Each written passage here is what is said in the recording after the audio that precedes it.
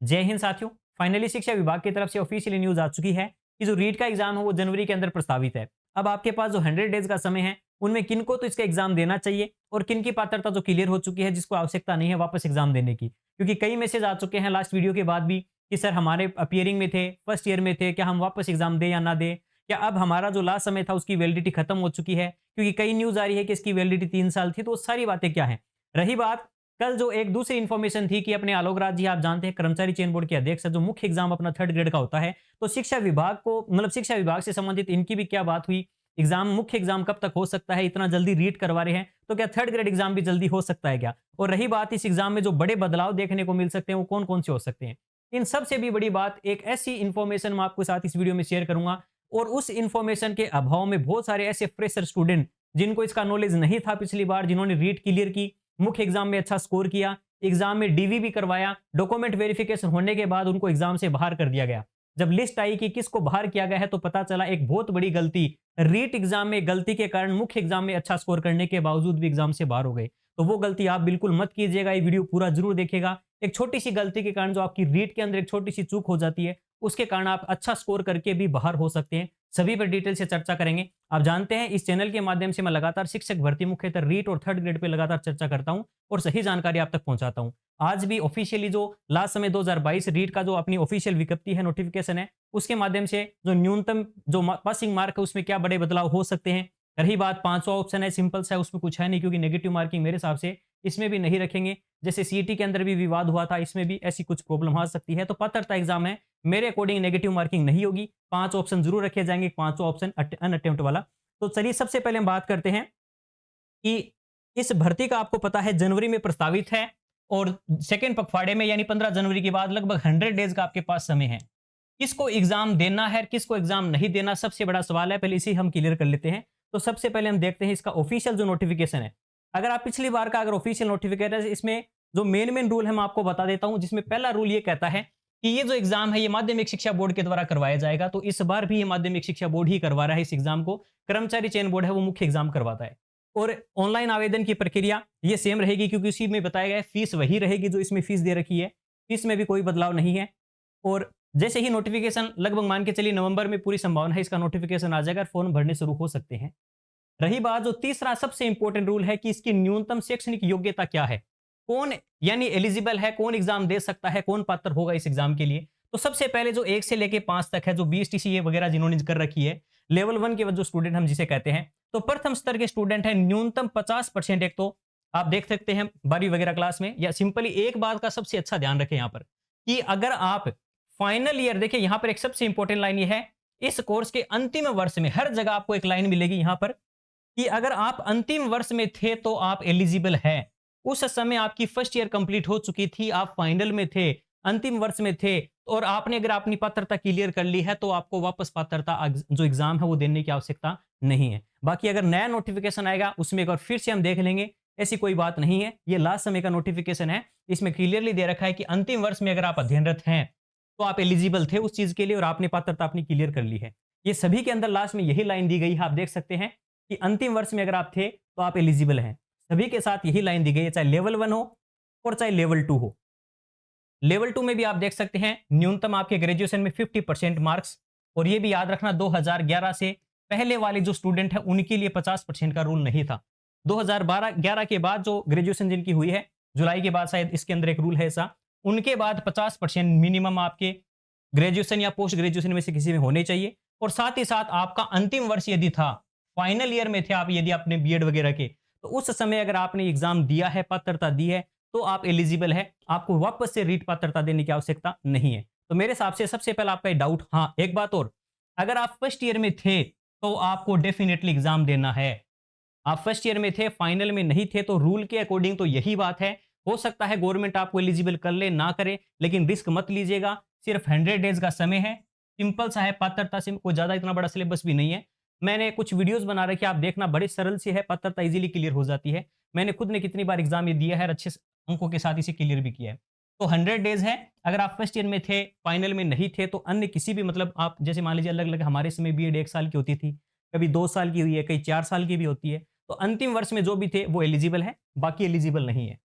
न्यूनतम शैक्षणिक योग्यता के ऊपर यहां पर आप देख सकते हैं इसका पाठ्यक्रम आप सभी जानते हैं, चाहे लेवल 1 हो लेवल 2 हो। लेवल 1 में 30 नंबर की साइकोलॉजी। अब जो रूल मैं आपको बता देता हूं सबसे इंपॉर्टेंट, जिसके कारण बहुत सारे स्टूडेंट हैं जो मेन एग्जाम में अच्छा स्कोर करके भी बाहर हो गए थे, लेवल 2 वाले खास करके। तो लेवल 2 वाले स्पेशली सुने, लेवल 1 के लिए इतने इंपॉर्टेंट नहीं है। लेवल 2 के अंदर क्या था, जैसे सपोज कीजिए मैंने एग्जाम दिया था, मैंने इंग्लिश से जैसे डीवी वगैरह करवाया, तो मैंने देखा बहुत सारे ऐसे स्टूडेंट थे कि लेवल 2 के अंदर जिनके पात्रता जो एग्जाम होता है उसके अंदर दो लैंग्वेज चुननी होती है, लैंग्वेज 1 और लैंग्वेज 2। लैंग्वेज 1, अगर आप इंग्लिश से टीचर बनना चाहते एग्जाम्पल के लिए, अगर आपने लेवल 1 या लेवल 2 में से इंग्लिश नहीं ली है, तो आप मुख्य परीक्षा अगर इंग्लिश से देते हैं, कितना ही अच्छा स्कोर कर ले, आप टीचर नहीं बन सकते उस सब्जेक्ट के। क्योंकि अगर आप जिस सब्जेक्ट के टीचर बनना चाहते हैं, स्पेशली सब्जेक्ट वाले ध्यान रखें, इंग्लिश हो, हिंदी हो, संस्कृत हो, जिस भी सब्जेक्ट के टीचर बनना चाहते हैं, आपके पास वो लैंग्वेज होना जरूरी है। चाहे लेवल लैंग्वेज 1 लीजिए या 2 लीजिए, कम से कम पात्रता के अंदर आपके पास वो सब्जेक्ट होना जरूरी है जिसके आप टीचर बनने जा रहे हैं। साइंस मैथ्स में तो कोई दिक्कत होती नहीं है, रीट में भी वही है और उसमें भी वही है, एसएसटी में भी दिक्कत नहीं होती। ये दिक्कत सबसे बड़ी आ रही थी, खास करके मैंने इंग्लिश वाले डीवी में काफी सारे स्टूडेंट ऐसे देखे। आप देख भी लेना, मैंने वीडियो भी बनाया था जब डीवी हुआ था। काफी सारे स्टूडेंट है एलिजिबल नहीं किया गया उनको, सिर्फ एक रीजन था कि उनके लैंग्वेज 1 या लैंग्वेज 2 में से किसी में इंग्लिश थी नहीं। तो ऐसा सबसे ज्यादा ध्यान रखें। बाकी आप जानते हैं 30 नंबर साइकोलॉजी के, लेवल 1 यानी सॉरी लैंग्वेज 1 हिंदी ले सकते हो, लैंग्वेज 2 आप इंग्लिश, उर्दू, संस्कृत जो भी आपको अच्छा लगे। इंग्लिश थी जैसे मेरे काफी छोटा सा है एकदम सिलेबस, सिर्फ 3-4 दिन के अंदर आप सिलेबस पूरा कर सकते हो। मेरी कुछ वीडियो है चैनल के ऊपर, इंग्लिश का देख लेना, इजीली क्लियर हो जाएगा, फोनेटिक सिंबल वगैरह की। रही बात सब्जेक्ट की, 60% आते हैं, इसी में टीचिंग मेथड इंक्लूड होता है। सरल सा पार्ट है, मेरी कई वीडियोस है, आप देख लेना इजीली। साइंस में तो कोई दिक्कत नहीं आएगी। बाकी साइंस का आप रीट प्री और मेंस दोनों की एक साथ तैयारी करना चाहते हैं तो अपनी जी साइंस वाली बुक आ रही है, वो ले लीजिएगा, साइंस में कहीं दिक्कत नहीं आएगी। और आप एग्जाम तक वैलिडिटी तक अच्छे से तैयारी ही करना चाहते हैं तो 499 रुपए में साइंस और मैथ, आप सॉरी साइंस का कंप्लीट कोर्स आपको जी साइंस एप्लीकेशन में मिल जाएगा। प्री मेंस सभी की तैयारी, टीचिंग में वगैरह, आईसीटी वगैरह सारा इसी के अंदर है, आप इजीली कवर कर सकते हैं। मुख्य एग्जाम तक इसकी वैलिडिटी रहेगी। नेक्स्ट देखिए, न्यूनतम जो योग्यता है, मतलब पासिंग मार्क वगैरह है, वो यहां पर आप देख सकते हैं। इसमें थोड़ा बहुत बदलाव देखने को मिलेगा। याद रखिएगा, आपने जो भी आप जिस कैटेगरी में भी आते हैं, इसमें भी याद रखिएगा कि मिनिमम जैसे यहां पर परसेंटेज आपको दे रखे हैं कि न्यूनतम प्रतिशत है, ये नंबर नहीं है। यानी लगभग आप 100 नंबर 150 नंबर का एग्जाम होता है तो कम से कम आपको 90 नंबर लाने जरूरी है। इससे अधिक ही नंबर आपके नहीं है, या लगभग आप अपनी कैटेगरी में भी पिछली बार फाइट कर रहे थे, तो मैं फिर से कहूंगा आपको कि आपको वापस एग्जाम देना चाहिए। कम से कम सामान्य कैटेगरी जो है, अनारक्षित कैटेगरी है, इसे फाइट जरूर करें, क्योंकि कई बार दिक्कत आती है इसमें मुख्य एग्जाम में। आप अपनी ही कैटेगरी की कट ऑफ को फाइट कर पाते हैं, मुख्य में नहीं जा पाते, इसलिए इस चीज का भी ध्यान रखें। अगर आपका पिछली बार अच्छा स्कोर नहीं है, आप अपना अच्छा स्कोर करना चाहते हैं तो एग्जाम दे सकते हैं, कोई दिक्कत वाली बात नहीं है। ये तो बात हो गई अपने पात्रता को लेकर, कौन एग्जाम दे सकता है, किसको देने की आवश्यकता है। रही बात इसकी वैलिडिटी को लेकर, आज मैंने भी एक न्यूज देखी, किसी स्टूडेंट ने भेजी कि सर क्या 3 साल ही वैलिडिटी है क्या? ऐसा नहीं है। देख बात ध्यान रखना, इससे पहले जो भी रीट हुई है, जैसे रीट 2015-16, 2018, 2021 जो रद्द हो गई थी, फिर 2022, अगर इनमें से जैसे मान लो ये एग्जाम मैंने भी दिए थे, मान लो 109 नंबर थे, इसके अंदर मेरे 118 नंबर थे, इसमें 138 अंक थे, फिर वापस पात्रता जब हो गई थी तो 131 अंक थे। अब इन चारों में से जैसे मान लो मेरे पास जो सर्टिफिकेट है, ये 3 सर्टिफिकेट, ये तो वैसे ही रद्द हो गया था, बाकी ये सर्टिफिकेट अब कोई काम के नहीं है, क्योंकि इनकी वैलिडिटी उस समय थी। किसी की 5 साल की थी, किसी की 3 साल की थी, सबकी वैलिडिटी खत्म हो चुकी है अगर इनमें से आपके पास है। अभी फिलहाल जो वैलिडिटी एलिजिबल जो स्टूडेंट हैं, वो रीट 2022 वाले हैं। लेवल 2 के लिए स्पेशली कह रहा हूं, क्योंकि लेवल 1 वालों के लिए भी यहां पर एलिजिबिलिटी लाइफ टाइम कर दी थी। तो 2000 ये वाला जो एग्जाम यानी 22 लास्ट रीट 2022 जिसने भी दे रखा है और जिनका अच्छा 60% से ऊपर से परसेंट वाला है, अगर कैटेगरी भी आपने देख लेना, तो उन स्टूडेंट्स के लिए कोई दिक्कत वाली बात नहीं, वापस एग्जाम देने की आवश्यकता। आपका एग्जाम क्लियर है, आप मुख्य एग्जाम की तैयारी कीजिए।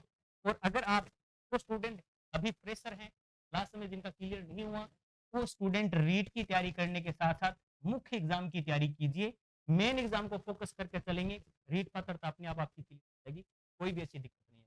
तो ये तो बात होगी अपनी पात्रता, कौन किसको एग्जाम देने की आवश्यकता है, किसको नहीं। रही बात मुख्य एग्जाम को लेकर क्या चल रहा है, तो साथियों देखिए, कल की ये न्यूज है जहां आपको पता है कि शिक्षा विभागों से संबंधित जो भर्तियां हैं, अब कर्मचारी चयन बोर्ड के पास शिक्षा विभाग से संबंधित जो सबसे इंपॉर्टेंट भर्ती आप जानते हैं, फर्स्ट सेकंड ग्रेड तो कराता नहीं है, तो थर्ड ग्रेड एग्जाम ही है। तो थर्ड ग्रेड एग्जाम को लेकर ये बात कल ही हो चुकी थी। उसी चीज को ध्यान में रखते हुए इस चीज की ओर भी गौर गया है कि सबसे पहले हमें रीट पात्रता तो करवाओ आप। जब रीट पात्रता होगी तब जाकर हम मुख्य एग्जाम करवाएंगे। तो इसीलिए ये मुझे लगता है कि जल्दी ये फैसला लिया गया है, इतने जल्दी कि रीट पात्रता को लेकर जल्द ही कोई इन्फॉर्मेशन हमारे साथ शेयर की गई है। काफी लंबे समय से मांग उठ रही थी कि रीट की भर्ती करवाई जाए। मैं काफी लंबे समय से वीडियो बनाकर आपको बता भी रहा था इसके बारे में कि जनवरी फरवरी में एग्जाम करवा दिया जाएगा। आप देख सकते हैं ये एग्जाम जनवरी लास्ट में प्रस्तावित है। आज तक जितने भी एग्जाम आप देख लेना रीट, चाहे 16 का, 18 का, 21 का, जितने भी एग्जाम हुए रद्द हो गया था 21 का, फिर 22 का, सब फरवरी के आसपास ही हुए। तो अब ये एग्जाम भी जनवरी फरवरी के आसपास ही हो रहा है। 2 दिन का समय है और आने वाले समय में कई स्ट्रेटजी वाली वीडियो हम शुरुआत करेंगे। एक पूरी श्रृंखला बनाएंगे इसके अंदर रीट की तैयारी किस प्रकार से करनी है, कौन से सब्जेक्ट में कौन सी किताबें पढ़ सकते हैं आप, सेल्फ स्टडी के माध्यम से कम समय में कैसे अच्छा स्कोर पात्रता इजीली क्लियर अप कर सकते हैं। चलिए साथियों, आई होप ये वीडियो आपको अच्छे से समझ में आया होगा और आपको अच्छी जानकारी मिली हो। तो इस वीडियो को अच्छे से लाइक कीजिएगा, चैनल को सब्सक्राइब कीजिएगा। आज के लिए इतना ही, धन्यवाद। जय हिंद।